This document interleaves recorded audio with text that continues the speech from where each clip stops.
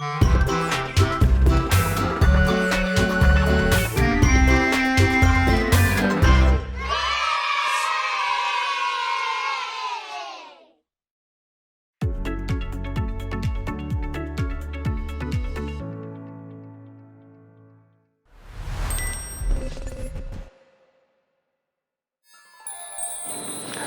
2015년에 국가지질공원으로 지정이 됐고요. 그리고 2020년 올해 7월 7일 날 세계지질공원으로 인증을 받았습니다. 여기가 이렇게 지질공원으로 인증받을 수 있었던 것은 한반도 내륙에서 현무암을 관찰할 수 있는 유일한 곳이 바로 이 한탄강이고요. 우리나라에서 볼 수 있는 다양한 시대의 암석과 그다음 다양한 종류의 암석들을 모두 관찰할 수 있기 때문에 지질공원으로 인증이 되었습니다.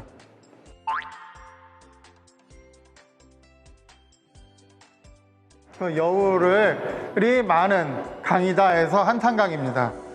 일반 사람들은 뭐 너무 한탄스러워서 강이냐, 뭐 한탄강이냐 이렇게 이야기하는데 그게 아니라 여울이 많은 강이다 이거고요. 여기 철원 끝에 평강지역에서부터 흘러가지고 임진강이 만나는 도감포라는 지역까지 한 140km를 흘러가고 있습니다. 용암이 여기를 쫙 덮은 다음에 그 용암의 경계를 따라서 강이 만들어졌어요. 그러다 보니까 이 강이 직선으로 흐르는 것이 아니라 매우 꼬불꼬불하게 흐르고 있습니다. 그래서 한탄강에 가면은 현무암도 볼 수 있고 그 다음에 이쪽 지역의 기반암도 모두 같이 볼 수가 있는 곳입니다.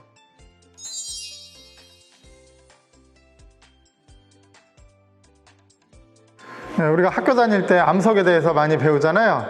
그런데 이 암석에 만들어지는 과정을 한번 보면은요, 마그마가 식어서 만들어지면은 화성암, 어떤 퇴적물들이 쌓여서 만들어지면 퇴적암, 그리고 얘네들이 열과 압력을 받으면은 변성암이 됩니다. 지금 여기 보이는 이 지도는 포천 지역이고요. 포천하고 연천 지역이고요. 포천하고 연천 이 한탄강 주변 지역에 있는 암석의 분포를 나타내는 지질도입니다. 그래서 여기 이 지질도를 보면은 이쪽 한탄강 주변에 어떤 암석들이 있는지를 다 알 수 있는데요. 여기 보면 이 색깔이 다른 것들은 시대가 다르거나 아니면 암석이 다른 경우입니다. 그래서 이 포천과 연천, 이 한탄강 주변에서는 성캄브리아 시대 변성암부터 신생대 제4기 현무암까지 다 볼 수가 있어요. 여기 써 있는 것들, A야 여기 써 있는 것들이 얘네들은 이제 변성암들이에요. P가 프리캠브리안이어서 이쪽에 이제 이렇게 변성암들이 있고요. 이 빨간 것들은 다 뭐냐면은 이건 화강암들입니다. 화강암이 쭉 관입한 거고요. 그리고 여기 약간 연한 녹색, 여기가 얘네들이 다 고생대 퇴적층들입니다. 고생대 쌓인 퇴적층들이고요. 그 다음에 여기 이렇게 타원형 모양으로 이렇게 하얗게 되어 있는 부분, 여기가 백악기 응해암들, 화산재가 쌓여서 만들어진 응해암들이 분포를 하고요. 그리고 여기 파란 게 한탄강인데요. 이 한탄강을 따라서 옆에 이 보라색으로 보이는 부분들, 이게 다 현무암입니다. 현무암이고요. 여기 이렇게 QA라고 써 있는 게 이게 충적층이에요. 평야지대입니다. 근데 여기가 다 뭘로 되어 있냐면 다 현무암으로 되어 있어요. 여기가 지금 다 현무암으로 되어 있는데 다른 퇴적물들이 쌓여 있는 곳들입니다. 여기 한탄강은 약 50만 년에서 13만 년 전 사이에 북한 평강 지역에서 화산이 분출해서 그 용암들이 흘러내렸는데요. 그러면서 이제 골짜기를 계속 메꿨습니다. 메꾸고 나서 이제 얘가 굳을 때 주상절리가 만들어져요. 주상절리가 만들어지니까 얘네들은 이제 또 틈이 있어가지고 약합니다. 그래서 비가 오면은 주상절리 있는 데가 깨져나가기 시작을 해요. 깨져나가고 이제 그쪽으로 계속 강물이 흐르면서 점점 폭이 넓어지게 됩니다. 그래서 이 한탄강에서는 이 주상절리가 나타나는 면이 여러 개가 있는데요. 화산이 분출되는 것을 학생들이 와서 시연을 해볼 수가 있는 건데요.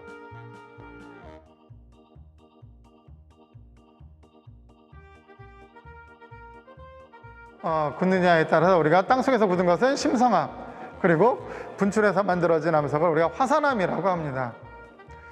근데 학생들은 또 많이 잘못 생각하고 있는 게 어떤 마그마가 땅 속에 있으면은 얘가 땅 속에서 굳으면은 화강암, 분출하면은 현무암이라고 생각하는 경우가 되게 많이 있어요. 그런데 이 마그마도 성분에 따라서 종류가 다릅니다. 그래서 여기에는 지금 각각에 해당되는 암석들을 지금 같이 세트로 넣어놨어요. 그래서 여기 보시면은 여기 현무암이 있고요. 얘는 화산암이고요. 얘가 땅 속에서 만들어지면은 반려암이 됩니다. 반려암. 현무암과 유문암 사이에 있는 마그마가 성분이 안산암이에요. 안산암. 안산암은 여러분들 어디에 가면 많이 나올까요? 안데스 산맥에서 많이 나와서 이름을 붙였습니다. 그리고 얘가 땅속에서 굳으면은 섭노감이 됩니다. 섭노감이 되고요. 그리고 이제 마지막으로 이제 색깔이 가장 밝은 화강암이 분출해서 만들어지면은 유문암이 됩니다. 유문암은 왜 유문암이냐면 흐를 유자에 무늬 문자가 있어서 흐르는 무늬가 얘는 점성이 크기 때문에 끈적끈적해요. 그래서 쭉쭉 미끄러져 가지고 그런 줄무늬가 나타나서 이름이 붙여지게 된 겁니다. 지금 여기 있는 이 암석은 색깔이 까만데요. 이렇게 자석을 붙여보면은 자석에 붙습니다. 자석에 붙는 요 광물이 자철석이에요. 자철석. 여기는 철성분이 한 50%가 넘게 들어있어 가지고요. 이렇게 자석에 붙는데요. 이 포천에 거의 남한에서는 거의 유일하게 자철석 광산이 포천에 있습니다.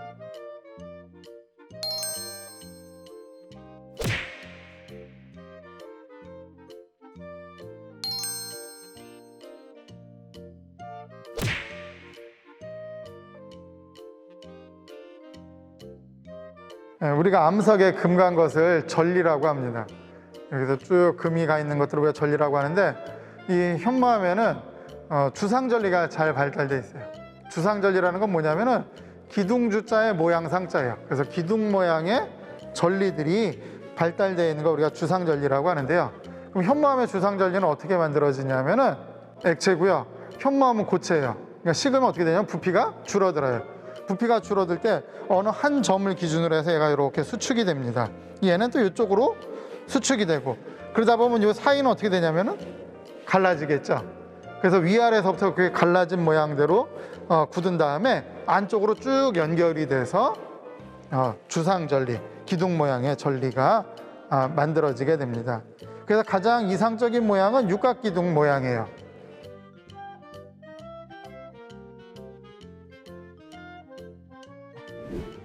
그래서 지금 여기 사람들이 많이 오는 곳이고요.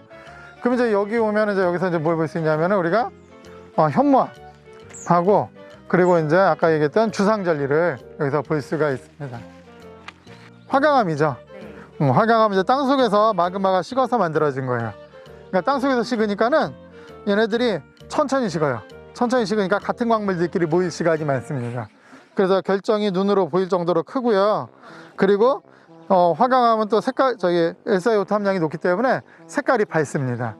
그 다음에 두 번째로 얘는 현무암입니다. 현무암의 특징은 색깔이 까맣고 그 다음에 입자가 작고 그리고 기공이 막 있어요.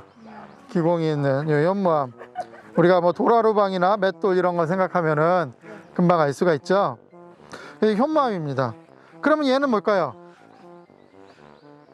얘는 이름이 뭐냐면은 현무암입니다. 우리는 현무암 하면 이렇게 기공이 있는 애들만 생각하는데 이 기공이 없는 현무암들도 되게 많아요. 그럼 얘네 둘은 차이는 어떻게 되냐면은 먼저 쫙 나오자마자 굳어버립니다. 굳어요. 그런데 이 용암 안에는 가스가 되게 많아요. 그럼 가스들은 가벼우니까 어떻게 돼요? 위로 올라가겠죠. 위로 올라가서 공기 중으로 빠져나가야 되는데 위가 굳어버리니까 가스가 못 빠져나가고 거기 다 모이게 되는 겁니다. 그러니까는 표면에서는 이렇게 구멍이 있는 애들이 만들어지고요. 그 다음에 용암의 흐른 내부 안에서는 가스가 다 빠져나가니까는 기공이 없는 용암만 굳어서 만들어진 이렇게 기공이 없는 현무암이 만들어지게 되는 거예요. 그래서 이 한탄강 쪽에서는 용암이 몇 번 흘렀느냐 그거를 우리가 셀 때 요 기공이 있는 층이 몇 번 있느냐 그걸 가지고 우리가 용암이 몇 번 흘렀는지를 알 수가 있는 겁니다. 현무암이죠. 근데 기공은 여기만 있죠. 네. 여기 이렇게 동그랗게 지금 기공이 있어요. 이렇게. 네, 그다음에 여기는 기공이 없는 현무암입니다. 근데 요 옆에 있는 요 제가 밟고 있는 요 현무암은 다 전체 기공이 있죠. 네. 근데 얘는 요거는 그럼 어떻게 만들어졌을까요? 기공이 이렇게 왜 동그랗게만 있을까요? 그럼 얘를 이제 알아보기 위해서 이제 옆으로 와 보시면은 요걸 보시면은 좀 느낌이 오나요? 아, 네네. 아까 저기는 어떻게 된 거냐면은 요 면을 본 거예요. 이쪽 면을. 그래서 여기는 동글동글하게 있었고요. 그 다음에 수직으로 잘라서 보면은 이렇게 길쭉하게 가스가 빠져나오던 길이라는 것을 우리가 알 수가 있습니다. 마찬가지로 용암에서 이쪽에서 가스가 계속 올라오고 있는데 굳은 겁니다. 그래서 우리가 이쪽 아까 저기는 이쪽 수평 단면을 보니까 여기 동글동글하게 올라오던 곳이 보인 거고요. 여기는 이렇게 길쭉하게 파이프 모양을 볼 수가 있는 거예요. 그래서 이것을 우리가 가스 파이프라고 이야기를 합니다.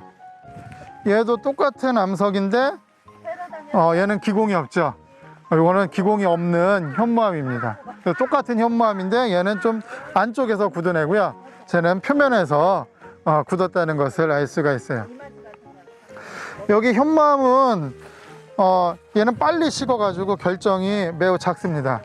그런데 여기에는 결정이 그래도 여기 현무암에 들어있는 결정은 감남석, 휘석, 그 다음에 사장석 얘네들이 많이 들어있어요. 그러니까 여기 암석은 아니지만은 여기 현무암에 이렇게 연두 색깔 광물들이 들어있어요. 여기도 보면은 그런 연두 색깔 광물 아주 조그맣게 있는데요. 이끼처럼 보이는데. 네. 요게 이름이 뭐냐면 바로 감남석입니다. 초록색. 예, 연두 색깔로 보이는 게요. 네. 그리고 얘는 이제 영어 이름으로는 올리빈. 네. 그래서 올리브 열매처럼 생겼다 그래서 올리빈이고요. 그리고 얘가 이제 아주 크게 나오면 이제 보석으로 씁니다. 그게 이제 페리도트라는 보석이에요. 그리고 그런데 얘는 결정이 이렇게 거의 작게 거의 없이 나왔다는 거는 쉬지 않고 150km에서 한 번에 지표까지 분출했다는 것을 알 수가 있습니다. 그리고 얘가 점성이 작았다 그랬잖아요. 그 작은 이유도 마찬가지로 그 뜨거운 상태로 바로 올라왔기 때문에, 그렇기 때문에 점성이 작은 걸 알 수가 있어요.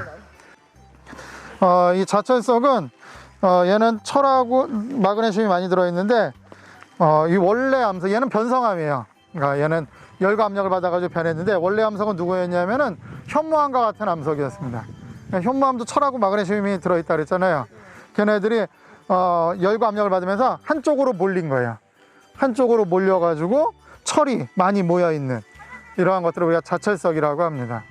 그래서 남한에서는, 북한에는 자철석 광산이 좀 많이 있어요. 근데 이 남한 쪽에서는 이 포천이 거의 유일합니다. 요 알갱이 모양이 석류랑 비슷하다고 해가지고 깠을 때랑 약간. 네, 그래서 얘가 석류석입니다. 광물이 소보루빵 같은. 석류석이고요. 영어로는 가넷이에요. 가넷 들어보셨어요? 가넷은 1월의 탄생석입니다. 보석 광물이에요. 얘도 보석 광물. 얘를 열심히 잘 갈면 보석이 될 수도 있습니다. 근데 얘는 좀 불투명하고 크기가 작아서 보석이 되긴 쉽지 않고요. 얘는 어떻게 만들어진 거냐면은 얘는 변성을 받아서 만들어진 거예요. 변성을 받아서 만들어진 변성 광물인데요. 얘가 여기 포천하고 연천에서 나와가지고 무엇을 할 수 있냐면은 여기가 바로 옛날에 대륙과 대륙이 충돌하던 곳이라는 걸 알 수가 있어요. 2억 년 전에 여기 와서 딱 충돌이 일어났습니다. 그러니까 대륙끼리 충돌이 일어나니까는 얘네들이 열과 압력을 받겠죠. 그래서 열과 압력을 받아가지고 만들어진 광물이 바로 이 석류석, 그리고 또 남정석이라는 광물이 만들어졌어요.